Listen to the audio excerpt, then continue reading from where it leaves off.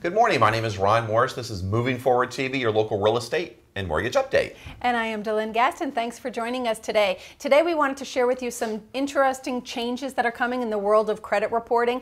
You know, there has always been a lot of confusion out there as to what goes into a credit score and why it is. Why it's where it's at. So we wanted to share with you today some of the particulars as well as some of the changes that are coming. Okay, let's first talk about credit scores. Yes. Most lenders want a 620, some even want a 640 credit score. We have a handful of lenders that will go under 620, but bear in mind the requirements are going to be much stricter. Yes. Higher down payments, yes, lower debt ratios. Right. Need to keep those things in mind. So 620, 640, we'd love to see a 640 if they have it that. That being said, what actually factors into the credit scores? Right. And, you know, we're always surprised to hear people say, oh, don't pull my credit report because, you know, that's going to make my score go down. Constantly, such a small part of the equation. We get that. That is such a minute part of the whole thing. We're going to go into what exactly it is, but, you know, that is so tiny. Now, that's not to say that you can go out to the mall this weekend and open up a credit card at, you know, Macy's and Dillard's and Sears and Penny's and every place else, because yes, that will affect your credit scores. A ton of inquiries will affect it. But one credit pull here or there is not going to affect it that much. It's a small percentage. Here, let's take a look at them. Okay, your credit scores are based on 5 factors. 35% of the score is based on your payment history. Keep in mind, if there's been any derogatory credit, the longer it is behind you, the less effect it's going to have on your score.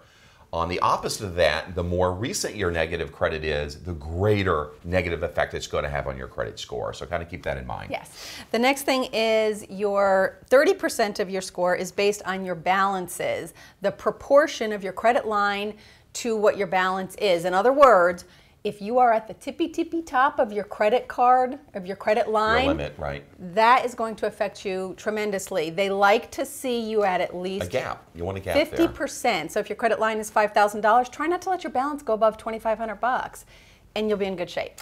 15% of your score is based on how long you've had credit. Yes. Obviously, the longer you've had credit, the more favorable it's going to be for your score. Right.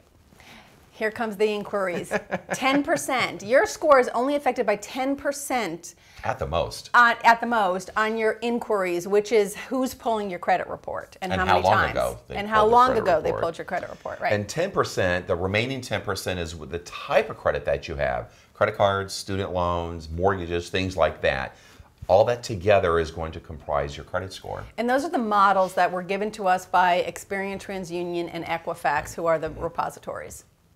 Okay, now all of that being said, let's take a look at what does and what does not affect your credit score. Okay, let's do the does first. Yes.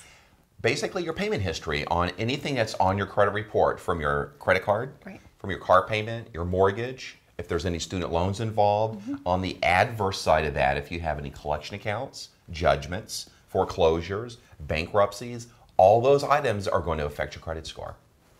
Okay, now let's take a look at what does not appear on your credit report. And people are always very surprised to hear what does not appear. Things that do not appear on the credit report are your income, your down payment, any asset information, your checking, your savings, your IRAs, that kind of thing. People always think that that's all there on their credit report, and it's not. And it's not.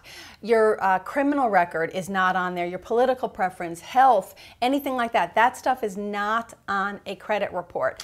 The other thing, and a lot of things in reference to sale bills, insurance payments, right, things like that are not on your credit report. Utilities is another utility bills, exactly. Your rent, those are not on a credit report, and that's the thing that everybody's usually really surprised about.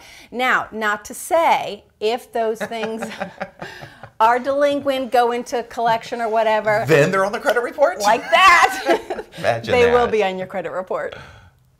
You know, one other thing that we wanted to mention about credit scores before moving on is credit scores in relation to interest rate. You know, there's a connection? Yes. One of the things, you know, after the whole subprime world meltdown and all of the subprime loans are gone, one thing that did stick around is risk-based pricing, which means if your credit score is below like a 740,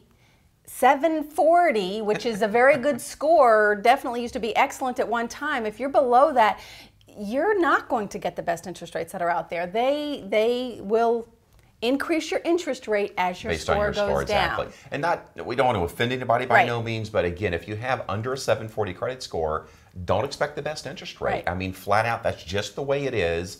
When you open the newspaper and you see these interest rates in there, that's for somebody that has a 740 credit score and a 20% down payment, and the debt ratio is low. Right. I mean, you got to fit in that box. Can we get a loan done at 620? Absolutely, but you're not going to get the best rate out there. It's just the way it is, and everybody's the same with that. We're no different than anybody else. Right.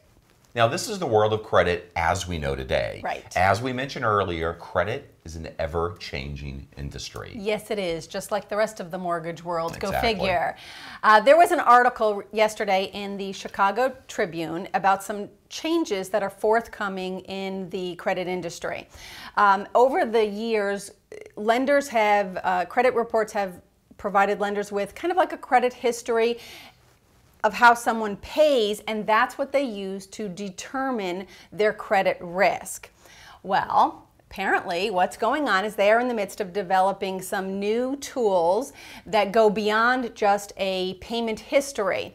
Fair Isaac and Company, who is known as FICO, and CoreLogic, who is a data provider, have been collaborating on a new credit score that is going to be available to mortgage lenders and probably all lenders, I would imagine. Eventually, sure. Eventually, where they have a more well-rounded picture of someone. They are going to be looking at the things that we just had on our does not list. You mean like utility bills? Utility bills, cell phones, like rent. They're going to be looking at all of those things and to come up with a better, and even income. Right. And payday loans, those AMSCOT things and stuff like that, payday loans, evictions if you've had an eviction. They're going to cover it all. They're going to cover it all. And this is going to be, it's not going to affect the credit score that we know today. It's going to be an additional score that is going to be available to lenders out there. Stay tuned for those changes. Yes. Okay, I want to go over some numbers. You know me, I'm a numbers kind of guy. The statistics, that makes her nuts, but I enjoy going over the numbers. In reference to home ownership, on a national note, home ownership is the lowest it's been, which is a little over 65%, since the Great Depression. That's pretty sad. It is. At the housing peak, we're at 70%, a little under 70%. Now we're at 65%. Way to cheer us up. Big numbers. Okay, in reference to more encouraging news. Cheer us up. In our I'll call it the Tri-County area, Pinellas, Pasco, and Hillsborough. Let's go over foreclosure numbers. In September, we had 479 foreclosure sales. In August, we had 581, so it went down. Compare that to March of this year, which was our peak at 975. Which was just 6 months ago. Exactly. Those foreclosure numbers are really coming down. Hopefully that trend will continue so we can kind of stabilize our industry and maybe eventually see some even small appreciation would be wonderful. Now, again, on some national numbers we want to touch base. Nationally speaking, 1/3 of all purchases were first-time buyers. Yay! How many realtors out there are working with first-time buyers? We all need to be embracing them and working with them. And I think I've mentioned this on shows before. DeLynn and I truly enjoy working with first-time buyers. We're great handholders. We are. And we truly enjoy putting people, first-timers, into those homes out there. That's our show this week. Thanks so much for watching. We hope you got something out of our credit And if you have any info. first-time buyers out there, please let us know. That's why DeLynn and I do this show. Email us, call us. Right. You can do the social networking thing. Let us know. We're here to help your buyers get into those homes, and we really enjoy working with those first-timers. This is a perfect show to forward on to any buyers that you are working with, because we get so many questions about credit. So this is a great show to forward. And also, if you are watching the show for the first time, subscribe over here so that other people can see it as well. This is also our team over here. Yeah, we use all of these people to get our closings done, and I know they can help you as well. That being said, here is to smooth closings going forward. We are today and every day. Moving forward, we'll see everybody next week. Bye-bye.